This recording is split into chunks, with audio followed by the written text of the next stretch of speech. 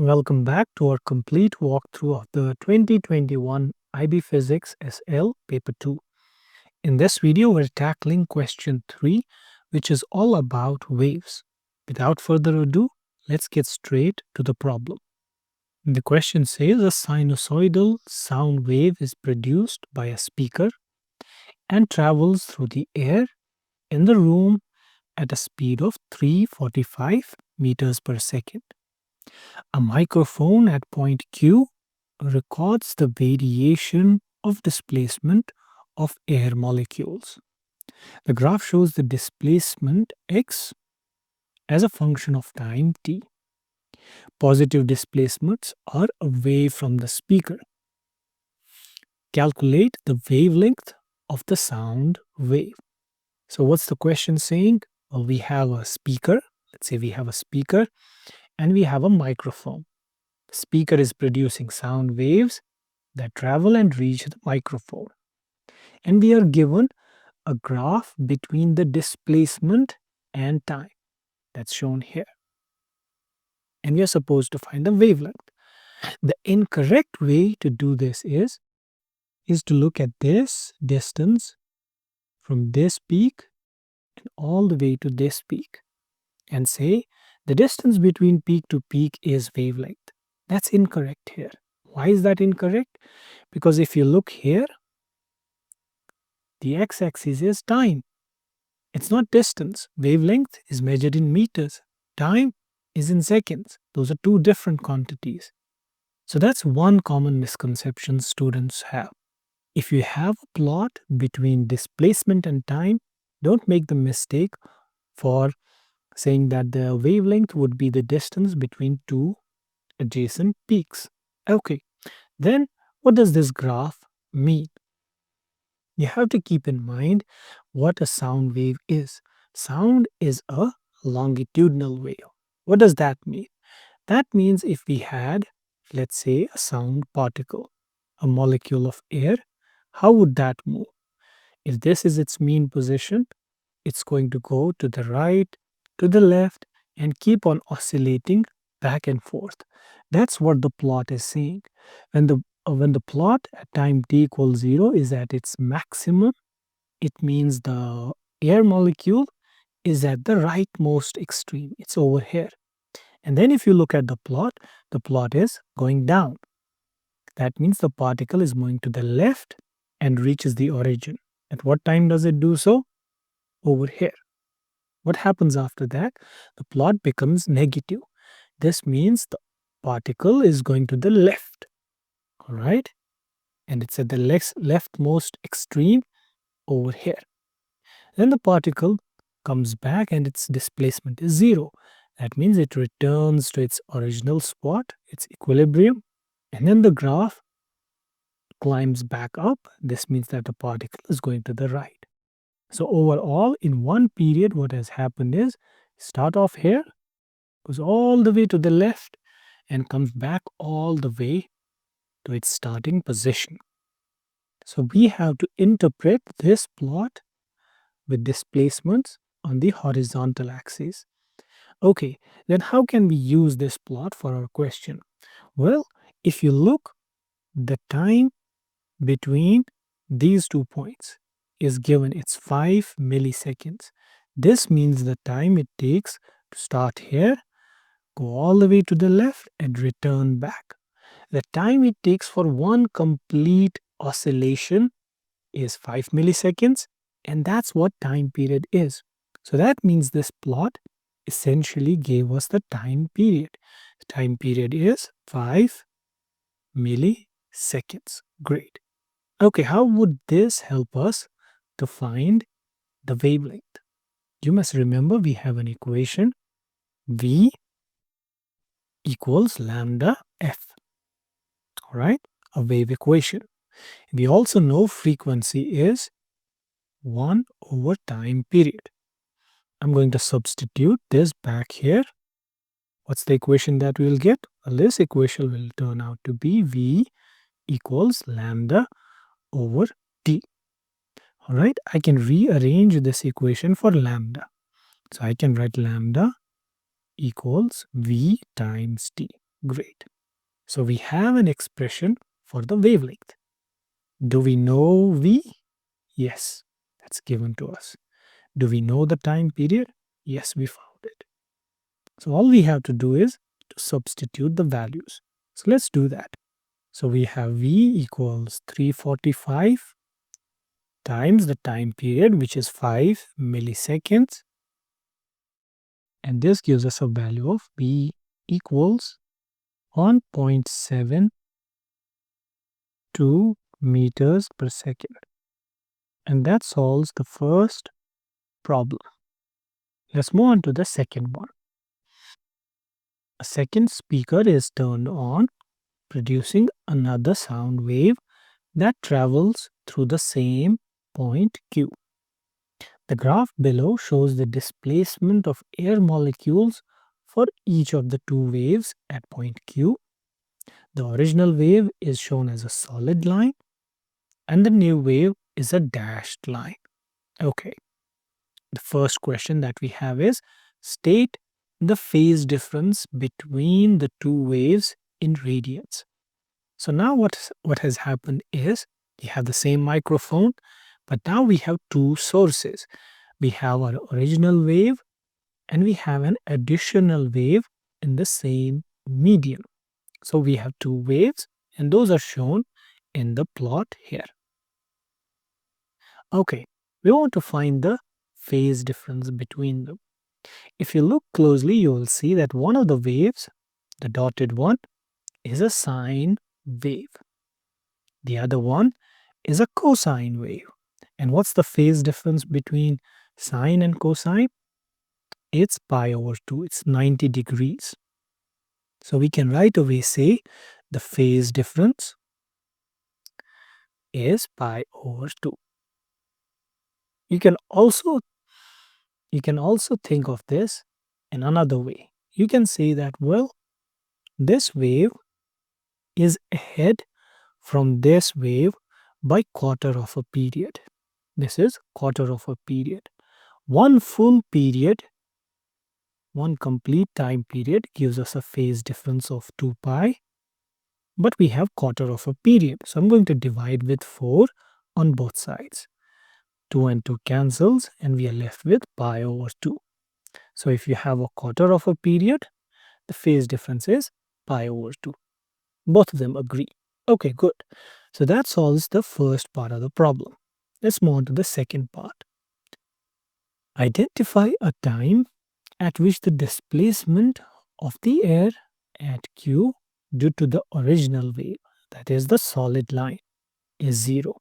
So at what time is the displacement 0 due to the original wave? So we have to ignore the other wave. We just have to look at the solid wave.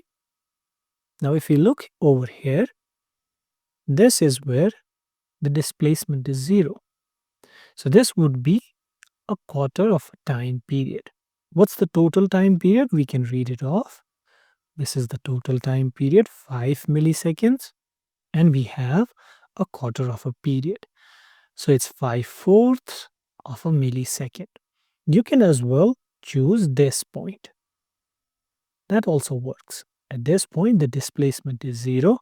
So you could write 3/4 of the time period. But one time period is 5 milliseconds. So this would work. This also would work. I would go with this. But if you choose this, it's completely fine. So that solves the second part. Let's move on to the third one. Estimate the amplitude of the resultant wave. What's a resultant wave here? You must realize that we have two waves in the medium. So when we have two waves, they interfere. If we have a peak and peak, we get a taller peak. If we have a peak and a valley interfere, we get a flat line. So here, in order to find the amplitude, we must look at a point where the two waves meet constructively. So one's peak meets with another peak to give us a taller peak. Now if I look at this particular point, that blue line contributes about 2.5, and the dashed line also contributes about 2.5, of the amplitude. If we zoom in, we can see that the dotted line contributes about 2.5 micrometers, and that's what the blue line contributes. So the total amplitude due to the combination of those two would be 2.5 and 2.5 micrometers. That's about 5 micrometers. Okay.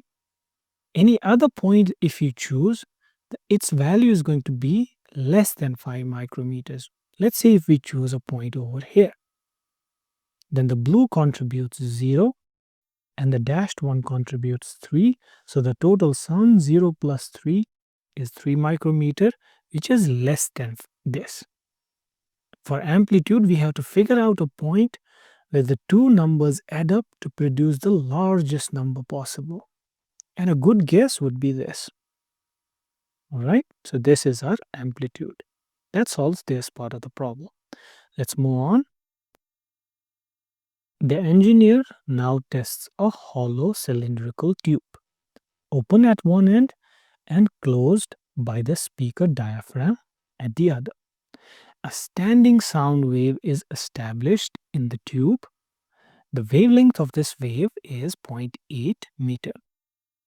The diagram represents the standing wave at two moments, t equals 0 and t over 8, where t is the time period. Positive displacements are to the right. Alright, calculate the length of the tube. So what has happened is, we have taken a tube that's open on this end and closed on the other end. And we have placed a speaker right next to it. So the speaker sends in the wave that goes into the tube, reflects and interferes. So we have a sound wave coming from the speaker and we have a reflected wave that's traveling after it has reflected from the closed end. So this outgoing wave and the speaker's wave, they interfere and they produce a standing wave pattern. The diagram shows us the standing wave at two different instants. At t equals 0, the standing wave is a flat line. At t equals 8, it's this. Alright, and somehow we have to figure out the length. So what do we do? One easy trick is to mentally extend this wave. Suppose I extend this wave, it would look like this and go all the way down over here. Right? This is one complete wavelength. Alright, so this portion must be a quarter. This is another quarter, adding up to half a wavelength. So this is quarter of a wavelength. I can right away say that the length of the tube L, I can say L must be quarter of a wavelength. Do we know the wavelength? Yes, we are given the wavelength. So I will substitute the values. 0.8 divided by 4, that gives me 0.20 meters. So this is the length of the tube. L equals 0.20 meters. The second question says a small dust particle is located at the open end of the tube. State and explain the direction of velocity of this particle at time t equals 8. So we have a dust particle over here on the open end. Which way is it moving at t over 8? Once again, don't make the mistake of thinking, oh, the standing wave is going up, so the dust particle must be going up. No, that's wrong. Sound is a longitudinal wave. It either goes to the right or goes to the left. That's it. It keeps on oscillating. Now this this wave over here at t over 8 is going to climb up. So if we wait for another time instant, the wave is going to look like this, going upwards. But what does upwards mean? Upwards means the object has a displacement to the right. So it's going to move towards right. So that's the velocity of the particle at t equals 8. It has a tendency to move towards right, causing a larger displacement. And that's shown here. Right? Makes sense? On a copy of the diagram, draw the standing wave at time t over 4. Okay, so the standing wave starts off here, t equals 0. Then it goes over here.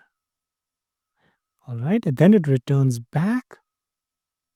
Then it turns down. And then it returns back to the origin. So there are 4 phases for the standing wave. It starts here on number 1, goes to the top, number 2, returns here, goes down, and climbs back over here. So each section from here to here takes time t over 4. This is t over 4, another t over 4, another t over 4, and we have one complete time period. So that means at time instant t over 4, the wave is at its topmost extreme. We should draw a slight bend in the wave. This is where the wave is at time t over 4. I have attached the PDF of these questions in the description below. Make sure to check that out. If you want to look at the previous question, that will be attached somewhere over here. Make sure to subscribe. I'll see you in the next one. Happy learning.